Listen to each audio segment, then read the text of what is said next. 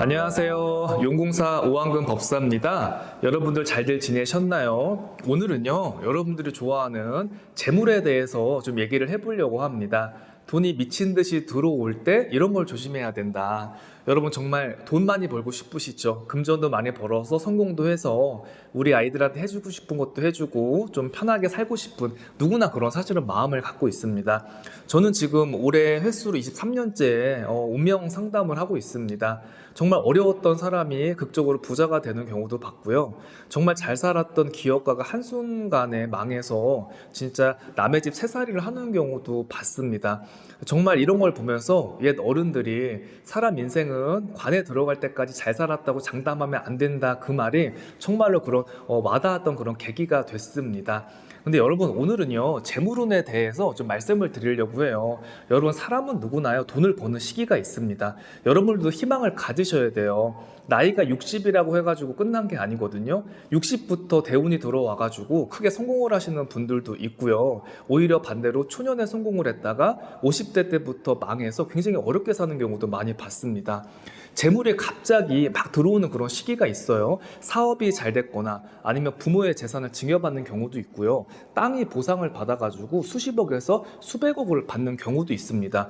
근데 여러분 그거 알아두셔야 돼요. 사람의 재물은요 수명과 비례합니다. 내가 재물을 많이 가짐으로써 수명을 깎아먹는 그런 사주가 있다는 거 알아두셔야 됩니다. 우리 사주 역학에서 육신에서 보면요, 재물의 자리를 갖다가 정제와 편재, 재성이라고 하죠.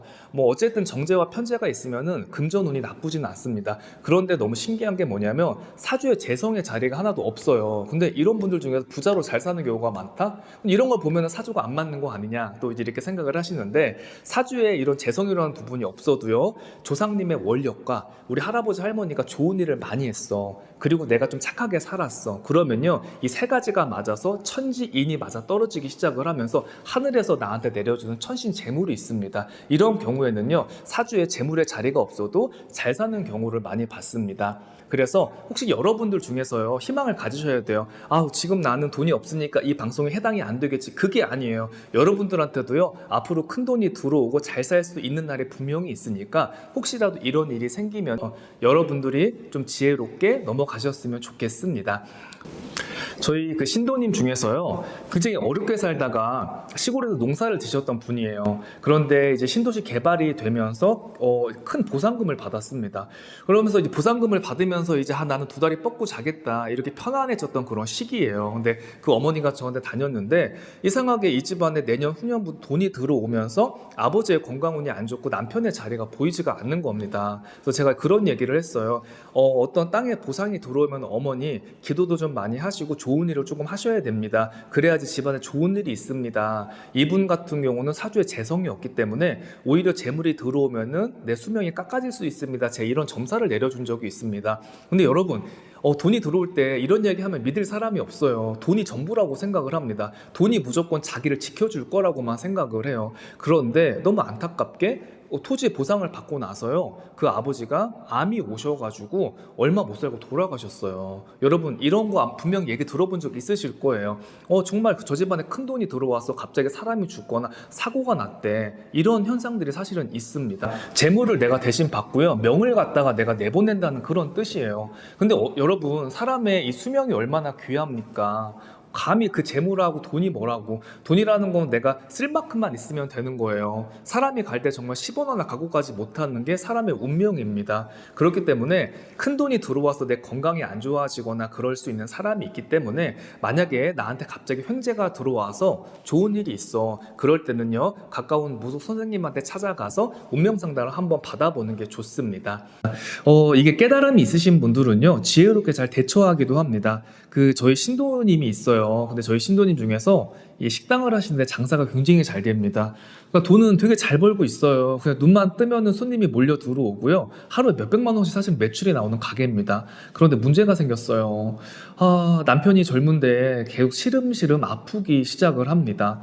여러분 아실 거예요. 약을 먹어도 해결이 안 되고요. 항상 기운이 없고요. 몸에 자꾸 염증이 들어와서 이 부인의 수심이 굉장히 컸습니다.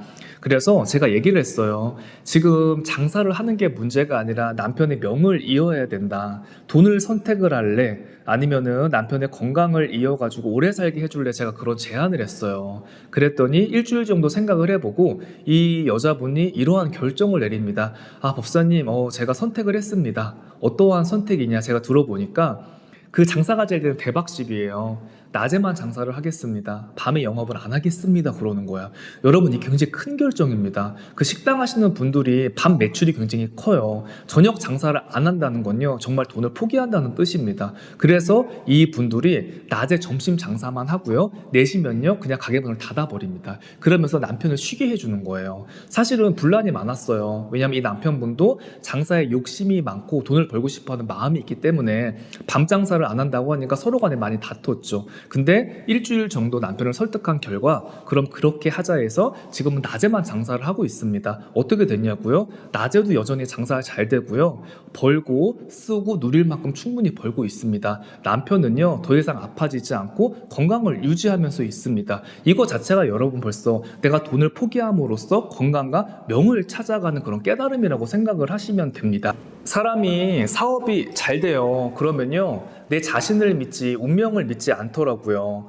사람의 수명은요, 여러분, 하늘과 신령님의 소관입니다. 여러분, 하늘은요, 운을 내려주는 게 아니라요, 운을 다스릴 줄 아는 사람에게 기회를 줍니다. 재물이 전부일 것 같지만요, 우리 인생을 크게 보자면요, 사실 일부분입니다. 돈으로 해결할 수 없는 일들이 너무나 많습니다.